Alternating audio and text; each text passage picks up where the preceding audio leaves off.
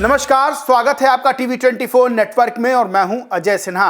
बिहार में चुनाव से पहले राहुल गांधी तेजस्वी यादव के साथ मिलकर वोटर अधिकार यात्रा निकाल रहे हैं। दरअसल बिहार में एसआईआर स्पेशल इंटेंसिव रिवीजन का जो मुद्दा सामने उछल कर आया, जिस तरह से 65 लाख के लगभग वोटर्स का नाम काटा गया, उसको लेकर विपक्ष ने चुनाव आयोग पर निशाना साधा और आरोप लगाया। आरोप यह लगाया गया है कि चुनाव आयोग वोट काट रहा है, यानी कि वोट चोरी का आरोप लगाया गया और इसको लेकर प्रदर्शन भी विपक्ष लगातार कर रहा है, चाहे वो सड़कों की बात हो, चाहे वो संसद और संसद के बाहर की बात हो। अब आपको बताएं कि राहुल गांधी इसी कड़ी में वोटर अधिकार यात्रा बिहार में निकाल रहे हैं और उनकी वोटर अधिकार यात्रा को जन समर्थन भी खूब मिलता हुआ दिखाई दे रहा है। 17 अगस्त से ये वोटर अधिकार यात्रा शुरू हुई है। राहुल गांधी और तेजस्वी यादव खुली जीप पर, यानी कि जो थार गाड़ी उस पर, खुली गाड़ी पर लोगों का अभिवादन स्वीकार कर रहे हैं, लोग उनका स्वागत सत्कार कर रहे हैं, जिसमें से उनके समर्थक भी शामिल हैं। अब ऐसे में सवाल खड़ा होता है कि राहुल गांधी और तेजस्वी यादव की जो वोटर अधिकार यात्रा है, या यूं कहें कि राहुल गांधी की वोटर अधिकार यात्रा क्या बिहार में कोई कमाल कर पाएगी? क्या बिहार में कांग्रेस अपना खोया हुआ जनाधार हासिल कर पाएगी? बड़ा सवाल ये खड़ा होता है। अब इससे पहले थोड़ा 2020 के बिहार चुनाव पर चलते हैं और एक आंकड़ों से समझते हैं कि उस समय रिजल्ट क्या रहा था, और फिर मैं आंकड़ों के ही हिसाब से आपको बताऊंगा कि राहुल गांधी की जो वोटर अधिकार यात्रा है वो बिहार में क्या कमाल कर पाएगी और क्या बिहार में जीत के रास्ते वोटर अधिकार यात्रा खोल पाएगी। 2020 के चुनाव की, बिहार विधानसभा चुनाव की बात करते हैं तो सीटों के लिहाज से बात कर लें तो बीजेपी को 74 सीटें हासिल हुई थी, वहीं जेडीयू को 43 सीटें हासिल हुई थी, और अगर आरजेडी की बात करें तो सबसे बड़ी पार्टी बनकर उभरी थी। आरजेडी को 75 सीटें हासिल हुई थी और कांग्रेस को 19 सीटें हासिल हुई थी। जानकारों का यह मानना है कि अगर कांग्रेस को और ज्यादा सीटें मिल जाती, क्योंकि कांग्रेस 70 सीटों पर चुनाव लड़ी थी और सिर्फ 19 सीटें जीत पाई थी, तो जानकार कहते हैं कि अगर कांग्रेस ज्यादा सीटें हासिल करती तो सरकार उस समय महागठबंधन, जो आज इंडिया अलायंस के नाम से जाना जाता है, उसमें महागठबंधन के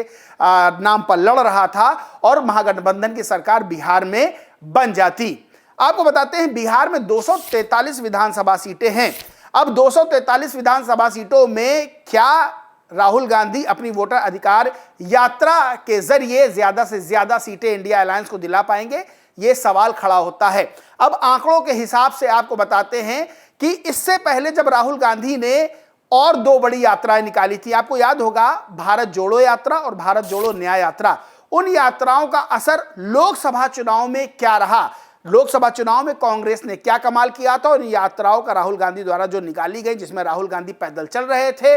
राहुल गांधी की इन यात्राओं का असर लोकसभा चुनाव में क्या रहा। 2019 लोकसभा चुनाव की बात करते हैं तो कांग्रेस का वोट प्रतिशत था 19.49%। 52 सीटों पर कांग्रेस ने जीत दर्ज की थी, लेकिन जब 2024 का लोकसभा चुनाव हुआ तो यह वोट प्रतिशत बढ़कर हो गया 21.19%। और सीटों की बात करें तो सीटों में बहुत तगड़ा इजाफा देखने को मिला था, यानी कि 47 सीटें बढ़त पर आई थी और 99 सीटें कांग्रेस ने 2024 के चुनाव में जीती। यह समझ लीजिए कि असर यह हुआ था कि जहां बीजेपी 400 पार का नारा दे रही थी, बीजेपी 240 सीटों पर सिमट के रह गई थी और केंद्र में चंद्रबाबू नायडू और नीतीश कुमार जैसे दो बड़े नेताओं के सहारे मोदी सरकार इस वक्त केंद्र में चल रही है। यानी सीधे तौर पर जब राहुल गांधी ने यात्राएं दो निकाली, भारत जोड़ो यात्रा और भारत जोड़ो न्याय यात्रा, उसका सीधा असर लोकसभा चुनाव में देखने को मिला था, क्योंकि संविधान वाले मुद्दे पर जब भारत जोड़ो न्याय यात्रा राहुल गांधी ने निकाली, संविधान बड़ा मुद्दा था और राहुल गांधी और विपक्ष के नेता लगातार ये बात कह रहे थे कि 400 पार का नारा बीजेपी सिर्फ इसलिए दे रही है कि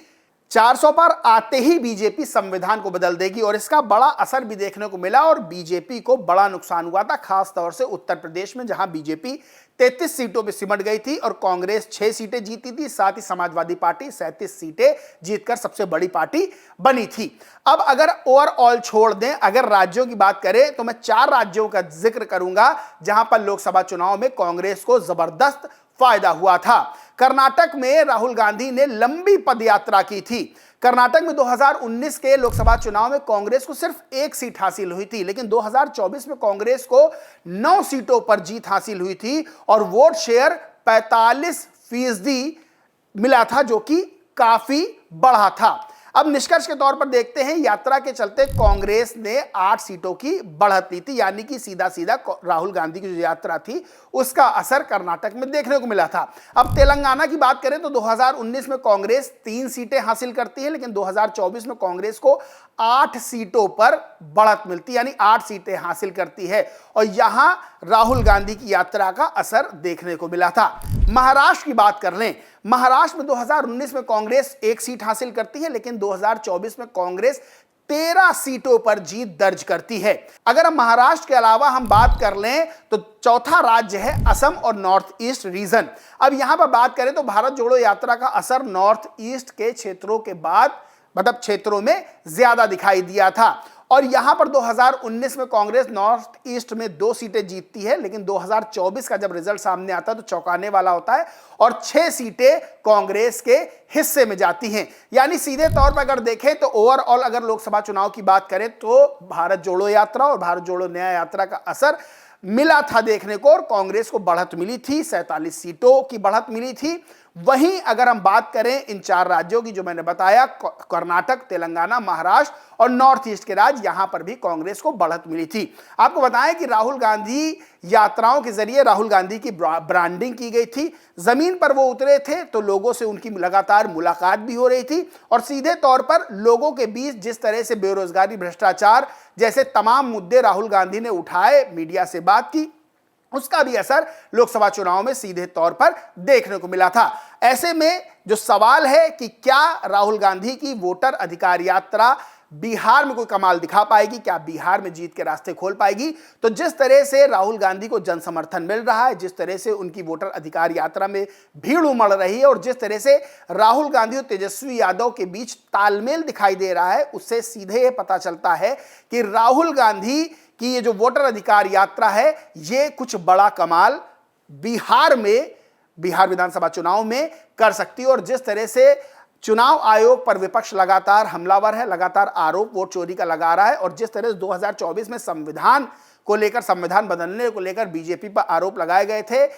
बीजेपी को नुकसान हुआ था। ऐसे में 2025 में यानी कि इस साल अंत में जो बिहार में चुनाव होना है उसमें राहुल गांधी की वोटर अधिकार यात्रा कोई बड़ा कमाल जरूर कर सकती है। बहरहाल ये देखना होगा कि लोगों के मन में क्या चल रहा है, क्योंकि जब रिजल्ट सामने आता है तभी पता चलता है कि असलियत क्या है। लेकिन जिस हिसाब से जन समर्थन मिल रहा है, जिस हिसाब से राहुल गांधी ये तीसरी बड़ी यात्रा कर रहे हैं, उसका असर अभी लोगों के बीच दिखाई देता हुआ नजर आ रहा है। बहरहाल दोस्तों, इस पूरे मामले पर, इस पूरे